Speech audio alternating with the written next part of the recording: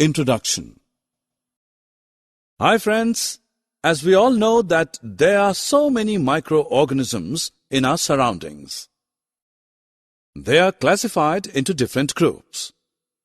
Some of them are useful for us and hence called as friends, while most of are harmful and hence called as foe or enemy. So in this module, we are going to learn more about friends and foe nature of these microorganisms. Objectives. Friends, at the end of this module, you'll be able to define microorganism and its various groups. You will also be able to describe the friendly microorganisms and their uses in normal human life. Besides, you'll be able to describe harmful microorganisms and explain the methods of food preservation. In addition, you will also be able to describe the nitrogen fixation and the nitrogen cycle.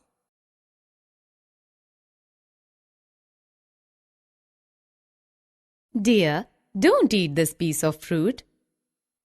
Now it is contaminated and unhealthy for you. But why? Dear, because there are so many germs on the floor and they are so tiny that you cannot see them through naked eyes and they may harm you. What are these? These are called microorganisms.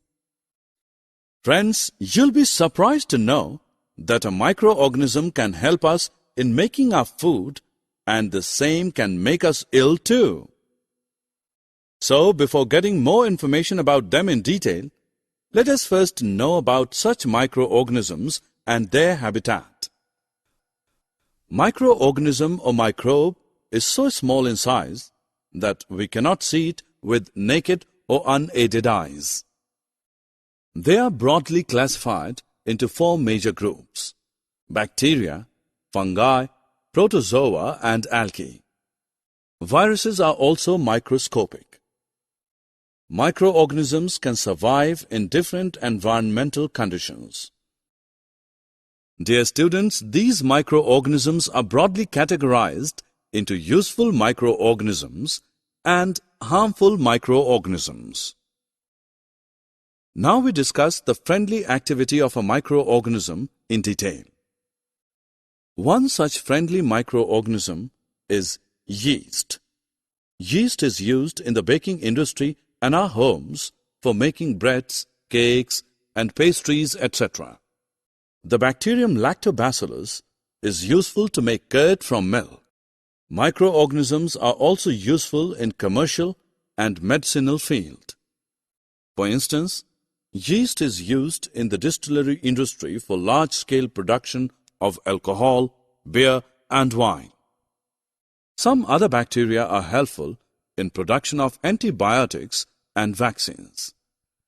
Vaccination is helpful in several diseases including cholera, tuberculosis, smallpox, and hepatitis. Hey, now let me tell you what are other benefits provided by useful microorganisms. Some bacteria and blue-green algae increase the soil fertility by atmospheric nitrogen fixation process. Nitrogen fixation is the biological process in which atmospheric nitrogen is converted into ammonia.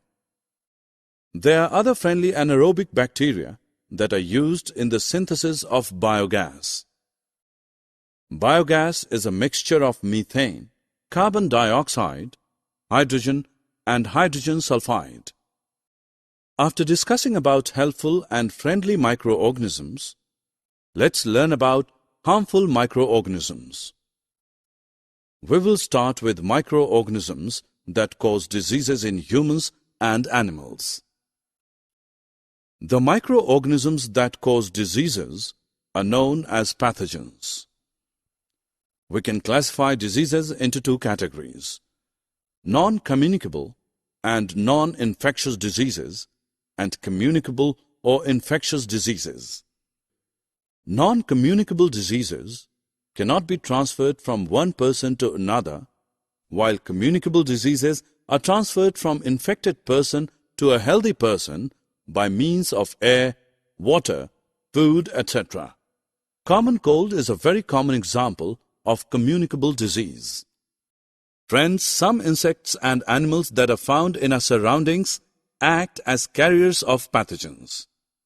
Housefly and mosquitoes are the common examples of such carriers. In cholera disease, housefly is the carrier of many pathogens. To prevent cholera, we should always keep food covered and avoid consuming the uncovered food items. In malaria disease, female Anopheles mosquito is the carrier of Plasmodium parasites. We should use repellent creams, sprays, and mosquito nets to prevent malaria. Here is a list describing various common human diseases caused by different pathogens. Now let's move on to our next topic that discusses about diseases in animals. Have you heard about any animal disease caused by a pathogen? Anthrax and foot and mouth diseases are the common examples of animal diseases. Anthrax is a bacterial disease caused by Bacillus anthracis, while foot and mouth disease in cattle is caused by a virus. Hey, now let's know about diseases caused in plants. There are several microorganisms which cause disease in various plants. The table contains some widespread plant diseases and their causative pathogens. Friends, in summer season, if the food is lying in open for a longer duration, the food turns stale and finally poisonous substance. The cause of this is again the same, bacteria. There are some bacteria like Clostridium, Bacillus, and Staphylococcus which cause the food poisoning. This food causes harm to us. We can preserve our food by some methods as listed below. We use pasteurization process to preserve the milk. Summary. Friends, let us summarize what we have learned in this module. Microorganism or microbe is an organism, living, which is so small in size that we cannot see with naked or unaided eyes, that is, they can be seen only through a microscope. Microorganisms are classified into four major groups: bacteria, fungi, protozoa, and algae. Microorganisms can survive in different environmental conditions like water, soil, hot springs, and mountains, etc. Microorganisms are broadly categorized into two main categories: useful and harmful microorganisms. Useful microorganisms are used in various purposes in our daily life and industries. Harmful microorganisms that cause diseases in humans, animals, and plants are known as pathogens. Nitrogen